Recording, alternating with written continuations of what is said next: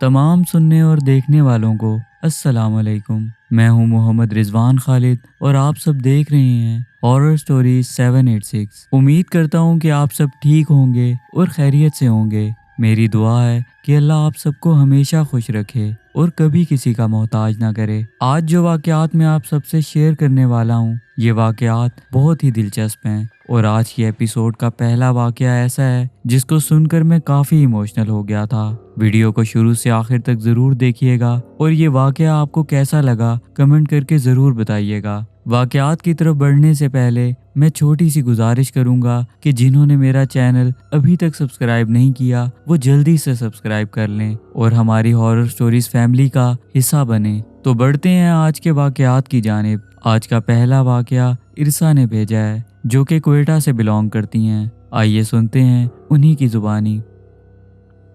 अस्सलाम वालेकुम रिजवान, मेरा नाम इरसा है और मैं क्वेटा की रहने वाली हूँ। आज जो वाक़यात मैं आपसे शेयर करने जा रही हूँ ये तमाम वाक़यात मेरी दादी के हैं। आज से कई सालों पहले हम एक जॉइंट फैमिली में रहा करते थे। उस घर में दादा दादी, मेरे 2 चाचू और मेरे अम्मी अब्बू रहते थे। जब मेरे पेरेंट्स की शादी हुई तो उसके कुछ ही अरसे बाद मेरे दादा का इंतकाल हो गया। दादा के इंतकाल के बाद मेरे सबसे छोटे चाचू काम के सिलसिले में मुल्क से बाहर चले गए और मेरे दूसरे चाचू जो कि एक सरकारी मुलाजिम थे उनकी पोस्टिंग इस्लामाबाद में हो गई। जिसके बाद घर में मेरे अम्मी अब्बू और दादी रहने लगे। क्वेटा में जिस घर में हम रहते थे वो घर 19s के दौर का बना हुआ था जो मेरे दादा ने खुद अपनी जवानी में बनवाया था। वो घर काफी बड़ा और सादा था जिसका एक बड़ा सहन था। उस सहन में एक घना दरख्त भी था और साथ ही एक कच्ची जगह थी जिस पर मेरी दादी ने कुछ मौसमी सब्जियां उगा रखी थी। मेरी दादी बहुत ही नेक खातून थी। 5 वक्त नमाज पढ़ने के साथ साथ वो बाकायदगी से तहज्जुद भी पढ़ती थी। सुबह फजर की नमाज पढ़ने के फौरन बाद वो घर के बरामदे में कुरान मजीद की तिलावत करने लग जाती थी और जब ऑफिस के लिए मेरे अब्बू की आंख खुल जाती थी तब वो घर के काम काज शुरू कर देती थी। जब मैं पैदा हुई तो मैं घर की बहुत लाडली थी और सबसे ज्यादा मैं अपनी दादी की लाडली थी। मैं अपनी दादी की आवाज़ सुनकर सुबह सवेरे उठ जाती थी और उनकी गोद में बैठकर उनसे खेला करती थी। मैं उनसे खेलती रहती और मेरी दादी कुरान पढ़ते हुए मेरे सर पर हाथ फेरती रहती थी जिसकी वजह से मैं अक्सर उनकी गोद में फिर से सो जाती थी और रात में भी अक्सर मैं रोने लग जाती थी। जब मुझे दादी के पास ले जाया जाता तो मैं फौरन चुप हो जाती थी। मेरी वालदा बताती हैं कि मेरी दादी की आवाज़ बहुत खूबसूरत थी। जब वो कुरान मजीद की तिलावत करती थीं तो उनकी इस खूबसूरत आवाज़ को जिन्नात सुनने आते थे।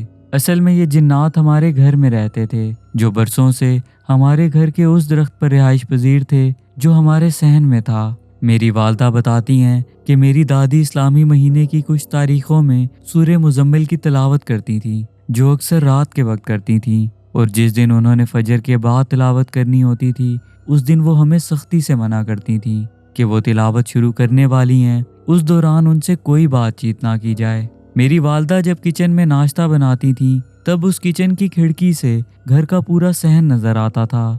जब मेरी दादी सूरह मुज़म्मिल की तिलावत शुरू करती थीं तब हमारे घर के उस दरख्त के पत्ते हिलने लगते थे जो इतना ज्यादा हिलते थे कि टूट के जमीन पर गिर जाते थे। उस दरख्त को देखकर ऐसा लगता था जैसे तेज हवा चल रही है जबकि हवा बिल्कुल भी नहीं चल रही होती थी। हमारे सहन में उस दरख्त के नीचे लकड़ी की 2 कुर्सियां होती थीं जो कि काफी वजनी थीं। वो कुर्सियां पुराने दौर की थीं जो कि वजन ज्यादा होने की वजह से धूप और बारिश में भी अपनी जगह पर ही रहती थीं। उन कुर्सियों को कोई भी अपनी जगह से नहीं हिलाता था। लेकिन हैरत के तौर पर जब मेरी दादी सूरह मुज़म्मिल की तिलावत करती थीं तब उन कुर्सियों को कोई अनदेखा वजूद उठाकर मेरी दादी के करीब ले आता था। ऐसे लगता था जैसे उस दरख्त से कोई उतरकर मेरी दादी के पास आकर बैठा है। और जब मेरी दादी तिलावत मुकम्मल करने के बाद दुआ मांग रही होती थी तब वही कुर्सियां उस दरख्त के पास खुद ब खुद अपनी जगह पर चली जाती थीं। असल में उस दरख्त पर जिन्नात रहते थे जो मेरी दादी को सिर्फ तब सुनने आते थे जब वो सूरह मुज़म्मिल की तिलावत करती थी। मुझे मेरे पेरेंट्स बताते हैं कि मैं क्रॉलिंग करती हुई अक्सर अपने घर के बरामदे में चली जाती थी और उस दरख्त की जानिब देखकर खूब कहके लगाती थी और मेरे ये कहके बिल्कुल मुख्तलिफ होते थे। इतना मैं आम तौर पर कभी नहीं हंसती थी, बेशक मेरी दादी मुझे क्यों ना हंसाएं, लेकिन जो कह के मैं उस दरख्त की तरफ देखकर लगाती थी वो बिल्कुल ही अलग होते थे। देखकर अंदाजा लगाया जा सकता था जैसे वहाँ कोई ऐसी चीज मौजूद है जो मुझे एंटरटेन कर रही है। इस बात पर मेरी वालदा परेशान हो जाती थी और जब भी उन्होंने इस बात का जिक्र मेरी दादी से किया तो मेरी दादी ने हमेशा मेरी वालदा को एक ही बात कही कि इसमें परेशान होने वाली बात नहीं है, इरसा सिर्फ हमारी लाडली नहीं है। इस बात का सिर्फ एक ही मतलब था और वो ये कि मैं घर वालों के साथ साथ जिन्नात की भी लाडली थी। जुम्मे के दिन मेरी दादी खाने का खूब एहतमाम करती थी जिसमें वो काफ़ी चीज़ें बनाती थी, लेकिन एक चीज़ सबसे ज़्यादा ज़रूरी होती थी जो मीठा हलवा होता था। ये तमाम चीज़ें मेरी दादी एक ट्रे में रख कर अपने कमरे में ले जाती थी और वो कमरा कुछ देर के लिए बंद कर देती थी। कुछ देर गुजरने के बाद वो दोबारा कमरे में जाती थी और जब बर्तन वापस लाती थी तो वो खाली होते थे। ये मंजर मेरी वालदा हर जुम्मे के दिन देखती थी। जब मेरी वालदा ने पहली बार ये मंजर देखा था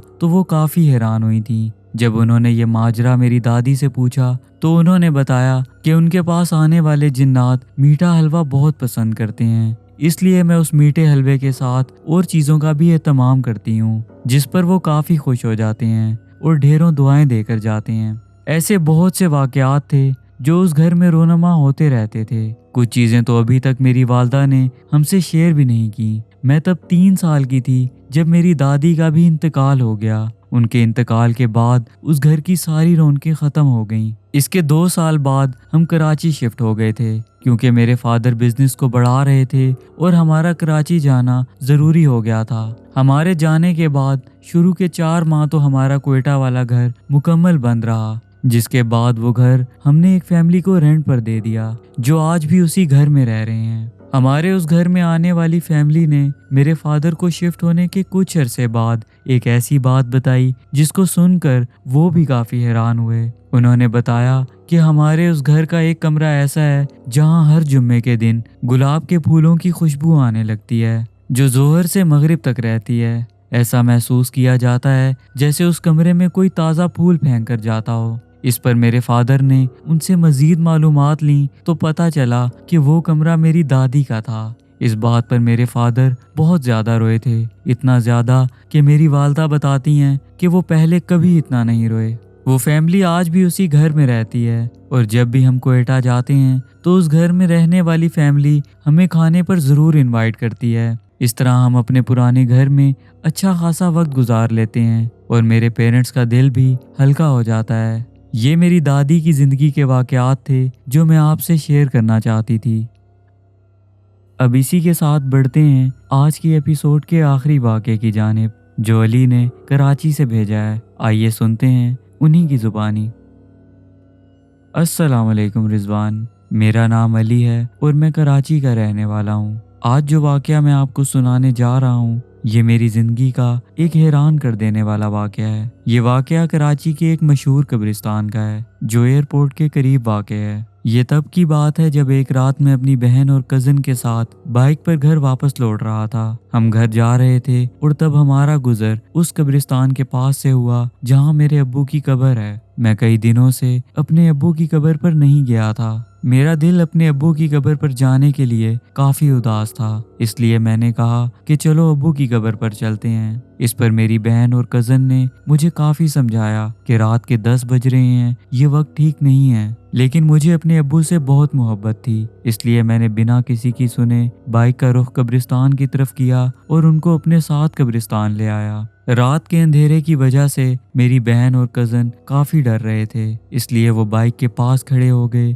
और अपने फ़ोन्स की टॉर्च ऑन करके मेरा इंतज़ार करने लगे कि मैं फातिहा पढ़कर वापस आऊं और फिर हम घर की तरफ बढ़ें। मैं कब्रिस्तान की हदूद में दाखिल हो चुका था और वहाँ इंतहाई अंधेरा था, जिसकी वजह से मैंने भी अपने फ़ोन की टॉर्च ऑन कर रखी थी। सबसे पहले मैं अपने मामू की कब्र पर पहुंचा क्योंकि उनकी कब्र भी उसी कब्रिस्तान में है। वहाँ फातिहा मुकम्मल करने के बाद मैं अपने अब्बू की कब्र पर पहुंचकर फातिहा पढ़ने लगा। मैं फातिहा पढ़ रहा था कि अचानक मुझे अपने कानों में एक आवाज़ सुनाई दी जिसमें कहा गया कि लाइट बंद करो और जल्दी से वापस आओ, वहाँ कुछ है। जब मैंने सर उठाकर देखा तो ये आवाज़ मेरे कज़न की थी। मैं अपनी बहन और कज़न से काफ़ी दूरी पर था, लेकिन जहाँ वो रुके थे वो मुझे देख सकते थे। मैं उनसे पूछने ही वाला था कि क्या हुआ, लेकिन मेरे पूछने से पहले ही मुझे मेरी बहन की आवाज़ सुनाई दी, जिसने घबराते हुए कहा कि भाई देखो, वो दरख्त के पास कोई खड़ा है, आप जल्दी से वापस आ जाओ। पहले तो मैं इस बात को बिल्कुल नहीं समझ पाया, लेकिन जब मैंने अपने फ़ोन की रोशनी उस तरफ की तो जो मंजर मैंने देखा वो काफ़ी खौफनाक था। वहाँ एक अजीब सा वजूद खड़ा था जिसका कद काफ़ी लंबा था, जो मुझसे कुछ ही फासले पर था। उसको देखकर ऐसा लग रहा था कि वो एक जगह रुककर हमें गौर से देख रहा है। इस मंजर को देखने के बाद मुझे कुछ समझ नहीं आया और मैं सब कुछ छोड़कर अपनी बहन और कज़न की तरफ भागा।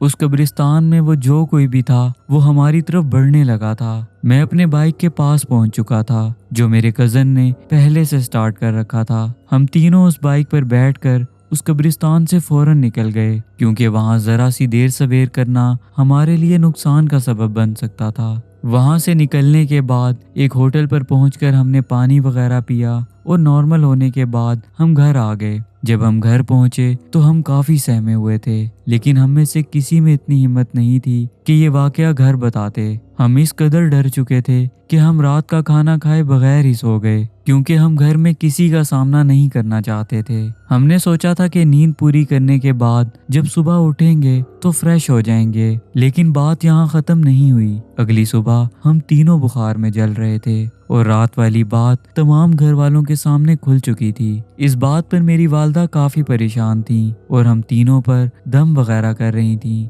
मेरी वालदा ने बताया कि मैं रात को नींद में चीख रहा था और जब मेरा बड़ा भाई मुझे देखने के लिए मेरे करीब आया तो मैंने उसे जोर से धक्का दिया और ये सब मुझे याद भी नहीं था। इस वाक़े के बाद हमारे घर के हालात अजीब होते चले गए, ऐसे जैसे किसी बुरी चीज ने हमारे घर का रास्ता देख लिया हो। हमारे घर आधी रात के वक्त दरवाजे पर दस्तक होने लगती थी और हमारे घर में अजीबो गरीब आवाजें सुनाई देती थीं। उन दिनों हमारी फाइनेंशियल कंडीशन पर भी गहरा असर पड़ा था। मेरी वालदा जो बच्चों को ट्यूशन पढ़ाती थी, उनकी ट्यूशन खत्म हो गई। मेरा भाई जो कि एक प्राइवेट नौकरी करता था, इस वाक़े के फौरन बाद उसकी नौकरी चली गई। हमारे घर का निज़ाम खराब हो चुका था और हमें कुछ समझ नहीं आ रहा था कि अब हम क्या करें। हमारे घर वाले एक बड़ी परेशानी से गुजर रहे थे। मेरी बहन जो कि उस रात हमारे साथ थी, उसे घर में एक बच्ची नजर आने लगी थी। वो बच्ची सिर्फ उसी को नजर आती थी जिसे घर का कोई और फर्द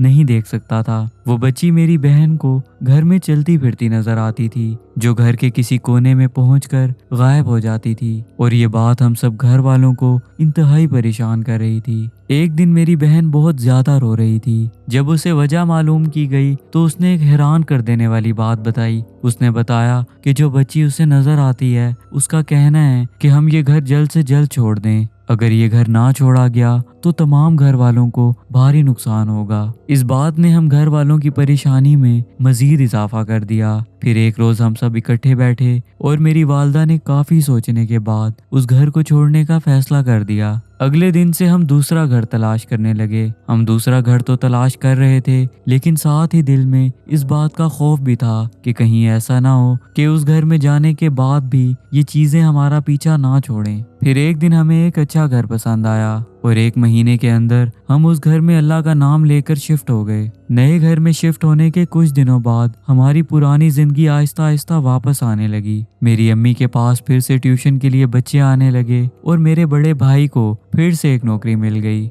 और जो पैरानॉर्मल एक्टिविटीज हम अपने पुराने घर में महसूस कर रहे थे वो सब खत्म हो गईं। ये कुछ अजीब वाकयात थे जो उस रात कब्रिस्तान जाने के बाद हमारे साथ पेश आने लगे थे। मैं ये समझता हूँ कि किसी बुरी चीज ने हमारे घर का रास्ता देख लिया था, जो उस रात कब्रिस्तान से हमारा पीछा करते हुए हमारे घर तक आ गई थी। अल्लाह का लाख शुक्र है कि मुझे और मेरी फैमिली को किसी किस्म का कोई नुकसान नहीं हुआ।